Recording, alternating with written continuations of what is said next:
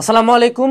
আরও একটি ভিডিওতে সবাইকে স্বাগতম। আজকের এই ভিডিওতে আমরা কথা বলবো পরীক্ষার আগে কিভাবে প্রিপারেশন নিলে সবচেয়ে চিল মুডে এক্সাম দেওয়া যায়। আচ্ছা, এটা ভিডিও বানানোর রিজনটা কি? দেখো, প্রত্যেকটা পরীক্ষার আগে আমরা প্রিপারেশন ভিডিও দিই, এমনে পড়বা অমনে পড়বা, বাট আলটিমেটলি সব পরীক্ষাই কিন্তু একটা পরীক্ষা, মানে জিনিসগুলো কিন্তু একটা কমন প্যাটার্ন আছে এবং একটা পরীক্ষার প্রস্তুতি নেওয়ার একটা রিচুয়াল আছে, কয়েকটা ফেজ আছে। যে রিচুয়াল আর ফেজ যদি তুমি ফলো করো, দেখা যাবে তুমি প্রায় সবগুলা পরীক্ষায় সেম কনফিডেন্সে দিতে পারতেছো। কারণ অনেক স্টুডেন্টকে দেখা যায় যারা পুরা টাইমটা জুড়ে পড়াশোনা করে কিন্তু কোনো এক কারণে পরীক্ষার হলে যায় খারাপ করে ফেলে বা পরীক্ষায় সে ভালো করতে পারে না। সো মূলত তার এই ফেজ অনুযায়ী প্রস্তুতিতে থাকে না, সে হয়তো পড়ে অনেক, বাট তার ফেজ অনুযায়ী প্রস্তুতিতে থাকে না। সো আজকে আমরা সেটাই শেয়ার করার চেষ্টা করব, ঠিক আছে? সো আমরা পরীক্ষার প্রিপারেশনের যে ধারাটা আছে এটাকে আমরা টোটাল 3 ভাগে ভাগ করতে পারি, 3টা ফেজে, ঠিক আছে?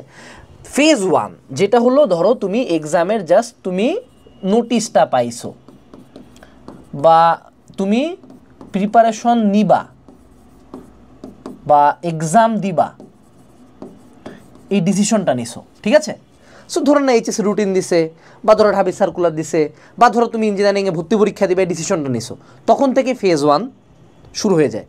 যেই মোমেন্টে আমি ডিসাইড করি যে আমি ওই এক্সামটা দিব, এটা 10 দিন আগে হইতে পারে, 15 দিন আগে হইতে পারে, 1 মাস আগে হইতে পারে, 2 মাস আগে হইতে পারে। নর্মালি পরীক্ষার আগের মোটামুটি 10 দিন সময় আমাদের নিতেই হয় মিনিমাম। হঠাৎ করে একদিনের পরীক্ষার প্রস্তুতি নেওয়া যায় না, ঠিক আছে? সো এই জায়গায় আমরা ফেজ 1 শুরু করছি। ফেজ 1 শুরু করার পরে আমাদের কিছু কাজ লেখা আছে।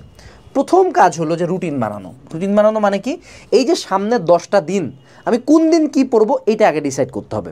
মেজরিটি স্টুডেন্ট জাস্ট এক্সাম শুরু হচ্ছে ঝাঁপায় পড়ে, নো প্ল্যান, নো নাথিং, যা সামনে পায় পড়তে থাকে।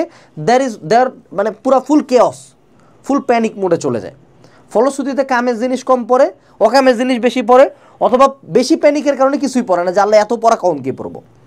সো প্রথমত আগে একটু রুটিন বানাইতে হবে যে আগামী 10 দিন কোন দিন কী পড়বো আমি, এটা হলো প্রথম, শুরুতেই বানাইতে হবে। 2 নম্বর যেটা করবো সেটা হলো সোর্স ফিক্সিং করব। এই যে আমার পরীক্ষাটা সে ঢাবির উপর বা জাবির উপর বা এইচএসসি বা ফিজিক্স বা কেমিস্ট্রি যেটা হোক, আমি পরীক্ষার জন্য কোন সোর্স থেকে পড়বো, কোন সোর্স ফাইল থেকে আমি পড়বো, সেটা আমাকে ডিসাইড করতে হবে, ঠিক আছে? সো আমাদের সোর্স ফিক্সিংটা করতে হবে। এটা একটা বই হইতে পারে, নোট হইতে পারে, গাইড হইতে পারে, বাট আমি কোথা থেকে পড়বো সেই সোর্সটা আমাকে ফিক্স করে ফেলতে হবে এবং এই সোর্সটাকে মিনিমাম পর্যায়ে রাখতে হবে। কারণ পরীক্ষার আগে 8টা বই তুমি পড়তে পারবা না। এমন একটা বই খুঁজতে হবে, এমন একটা কোর্স খুঁজতে হবে বা এমন একটা ক্লাস খুঁজতে হবে যেটাতে প্রায় 80% কভার হয়ে গেছে। কোনো কিছুই অল এনকম্পাসিং না, সব কিছু একটা জায়গায় পাবা না। সো তোমাকে সোর্স মিনিমাম রাখতে হবে। তৃতীয় যেটা, সেটা হলো pre exam plan. Pre exam plan মানে কি? সেটা হলো যে আমি যে এই এক্সামটা দিচ্ছি বা এই যে সোর্স ফিক্স করলাম, এই যে রুটিনটা বানালাম, এটাকে একটা প্ল্যানিং পর্যায়ে নিয়ে যাওয়া। মানেটা কি? যে আমি পরীক্ষার সময় কী সোর্স থেকে পড়তেছি, কোন ক্লাস করতেছি, আমার রুটিন ঠিক আছে কিনা, এই ওভারঅল প্ল্যানটা নিজের মাথায় সাজানো, পালে লিখে ফেলা, পালে টেবিলে লাগাই দেওয়া। এটা তোমার কাছে মনে হতে পারে খুব মানে অনেক বেশি করে ফেলাইতেছি না ভাই, একটু পড়লেই তো হয় না। এটা তুমি করে একটা এক্সাম দিয়ে দেখো, তোমার যদি নাম্বার আগের চেয়ে 30-40% ইনক্রিজ না হয়েছে, ইনশাআল্লাহ আমার নাম আনাস না। এবার ফেজ 2তে চলে আসলাম। ফেজ 2 কি? আমার এটা হলো প্ল্যানিং ফেজ গেল, এই পার্টটাতে আমি শুধু প্ল্যানিং করছি। ফেজ 2তে আমি এবার শুরু করব পড়াশোনা। সো পড়াশোনার ক্ষেত্রে আমি পড়া শুরু করলাম। পড়ার আগে আমি যদি ক্লাস করতে চাই, ক্লাস করতে পারি, ক্লাস করবো। পড়ার আগে আমি ক্লাস করব, ক্লাস করব, তারপর পড়বো। এবং আমি মার্কিং করব। মার্কিং করা মানে কি? কি মার্ক করব? 2টা জিনিস মার্ক করব। এক হলো আই, অর্থাৎ যেটা ইম্পর্টেন্ট বলছে স্যার, বা আমি বিগত বছরের কোশ্চেন বের করে দেখছি এটা ইম্পর্টেন্ট। আর একটা হলো ডাব্লু, যেটা হলো আমার উইক পয়েন্ট, যেগুলো আমি কম পারি।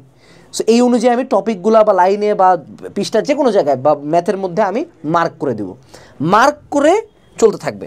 এবং আমাদের এই যে পুরা পড়াশোনাটা ট্রাই করতে হবে যে মিনিমাম সোর্সে রাখা।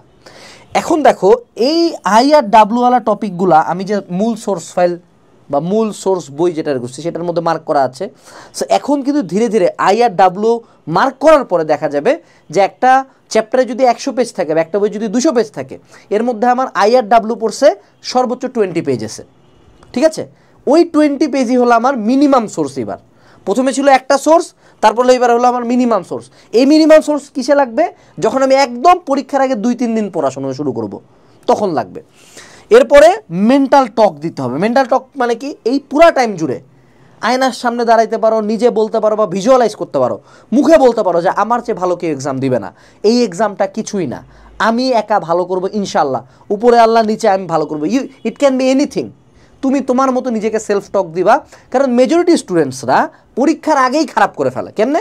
ও ধরেই নেয় যে আল্লাহ পাস হবে কিনা, আল্লাহ সে এই চিন্তা, যদি যার এই চিন্তা মাথায় আসে সে জীবনে প্লাস তো পাবে না। সে তুমি বোর্ডে টপ করবা, যে বোর্ডে টপার হচ্ছে সে কি চিন্তা করতেছে আমি পাস করবো কিনা?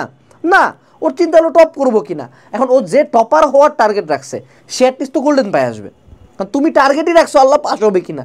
তোমার ব্রেন, তুমি তোমার সাবকনশিয়াস মাইন্ডে যেটা ফিট করাবা তোমার বডি ওই অনুযায়ী আউটপুট দেবে। তোমার ব্রেন ল অফ অ্যাট্রাকশন ওইটাই, যে তুমি যা চাবা পুরা বিশ্বজগৎ ওইটার পিছনে দৌড়াবে। তুমি যদি চাও নেগেটিভ চিন্তাই করো, নেগেটিভ পরীক্ষা নিয়ে, তখনই হয়ে যাবে ঝামেলা। সো মেন্টাল টকটা দিতে হবে প্রচুর কনফিডেন্সের সাথে, যে আমি যা পড়তেছি ইনশাল্লাহ এখান থেকে আসবে। আমি যেমন প্রত্যেকটা সেন্টারের দ্বারা আমি 15টা ভার্সিটিতে চান্স পেয়েছি, একটা দুটা 15টা। আমি সেন্টারের সামনে দাঁড়ায় সেন্টারটার ওই যে ব্যানারটার দিকে উপরের দিকে তাকায় 1-2 সেকেন্ড দাঁড়ায় একটা কথা বলতাম, এই সেন্টার থেকে যদি কেউ চান্স পায় সেটা আমি, একজন যদি চান্স পায় ওইটা আমি ইনশাল্লাহ। এবং আল্লাহর রহমতে সবগুলা ভর্তি পরীক্ষা চান্স হয়েছিল। সেই রিচুয়ালটা মেনটেন করিও। আর পরীক্ষার আগে প্রিপারেশনের যে ক্লাস যখন করবা সিলেক্টিভ ক্লাস করবা, সব ক্লাস করবা না। ধরো একটা টপিকের সমস্যা, সেটার ক্লাস করো। যেমন আমাদের একাডেমিকটা অ্যাডমিশন করছে, একাডেমিকে তুমি এক একটা চ্যাপ্টারে 10-12টা পার্ট পাবা, তোমার ওই ক্লাস করার দরকারই নেই পরীক্ষার আগে। পরীক্ষার আগে তুমি ক্লাস করলে করবা সর্বোচ্চ টেস্ট পেপার সলভিং আর ইন ডিটেল ক্লাস, এই 2 টাইপের ক্লাস করবা। কেন? ইন ডিটেল ক্লাস হলো একটা টপিকের উপর, টেস্ট পেপার সলভিং হলো বিগত বছরের উপর। এই 2টা ক্লাস করবা। পরীক্ষার আগে হুদা কামে বিরাট বড় একটা ক্লাস করে ফেললাম, ধরা খাবা। ঠিক আছে, গেল। এর পরবর্তীতে আসো, সেটা হলো ফেজ 3। ফেজ 3 হলো আমাদের একদম পরীক্ষার আগের মুহূর্ত। এই টাইমটাতে আমি কি পড়বো? IRW, যেটাতে আমি মার্ক করছি মিনিমাম সোর্স ম্যাটেরিয়াল, আর একটা সুন্দর নাম আছে, সেটা হলো রিভিশন ম্যাটেরিয়াল। অর্থাৎ আমি পুরা বই আর কোনোদিনই দেখবো না, যেখানে আমার মার্ক আছে শুধুমাত্র সেই 2টা টপিক, সেগুলো টপিক আমি দেখে যাব।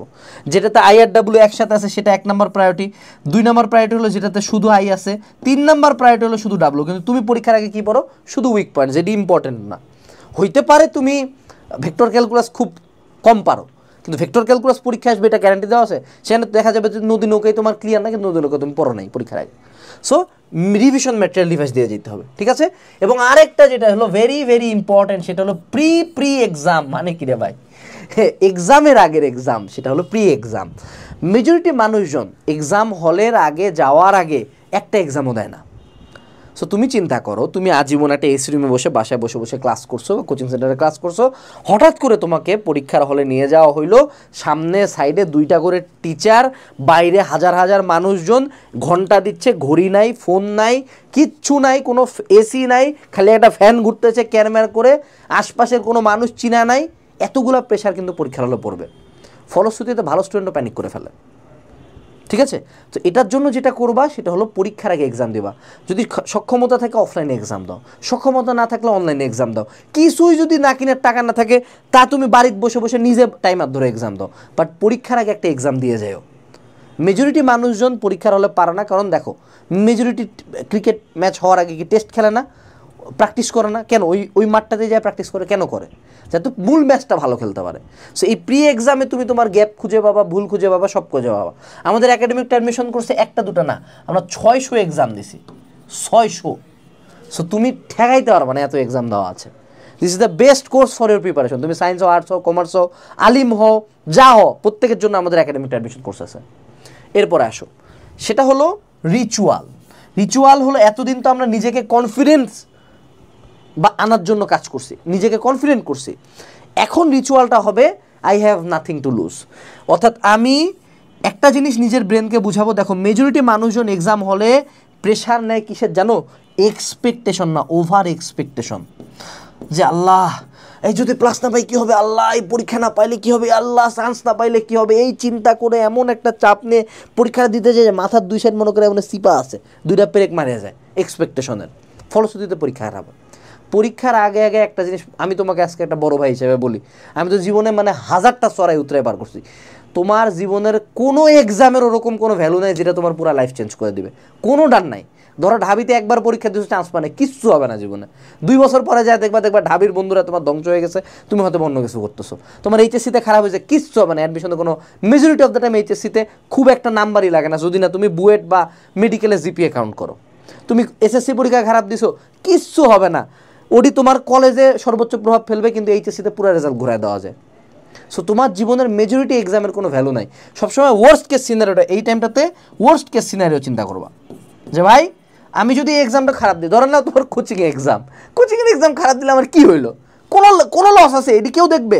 ধরেন না কলেজের এক্সাম খুব খারাপ দিছো, ফেল করছো, কেউ খেয়াল রাখবে চান্স পাইলে? না। সো যদি আমি ওয়ার্স্ট কেস সিনারিওটা চিন্তা করি, তাহলে কি হইতে পারে? ওটিকে আদৌ আমার লাইফে ইম্প্যাক্ট রাখবে? উত্তর হলো না। বাস্তবতা হলো তোমার লাইফে কিছু ইম্প্যাক্ট রাখবে না। তুমি আমি 50 বছর পরে কেউই থাকবে না। এই ভিডিওর একটা অডিয়েন্স আগামী 100 বছর পরে এই ভিডিও আমি থেকে শুরু করে এই ভিডিওর একটা অডিয়েন্স থাকবে না। We all will be dead. So এই দুনিয়াতে কিছুই ম্যাটার করতেছে না আলটিমেটলি। তুমি যেটা নিয়ে ভাবতেছো তোমার পুরো লাইফ, তুমি হয়তো ভাবছো সবাই মনে হয় তোমার দিকে তাকায় আছে, আলটিমেটলি কেউ তাকায় নেই। এই বুঝটা নিজেকে দিতে হবে। তুমি যখন ডোন্ট কেয়ার হয়ে কনফিডেন্সের সহিত এক্সাম দিতে যাবা, অনেক ক্ষেত্রে প্রিপারেশন খারাপ হইলেও ফাটাই দিয়ে চলে আসবা। সো এই লাস্টের দিকে এই মেন্টাল রিচুয়ালটা করবা, লাস্টের কয়েকদিন, দেন তুমি এক্সাম দিতে চলে যাবা। আর যেই এক্সামের প্রিপারেশন নাও, এইচএসসি লাইফ অ্যাটলিস্ট একাডেমিকটা অ্যাডমিশন কোর্সটা ভিডিও ডিসক্রিপশন বক্স থেকে নাও। আমি চেষ্টা করছি যতগুলা আমার তথ্য ছিল সবগুলো তোমাদেরকে দেওয়ার আজকের এই ভিডিওতে। আশা করি এই রিচুয়ালটা ফলো করে তোমরা পরীক্ষা অনেক ভালো করতে পারবা। আসসালামু আলাইকুম, টাটা।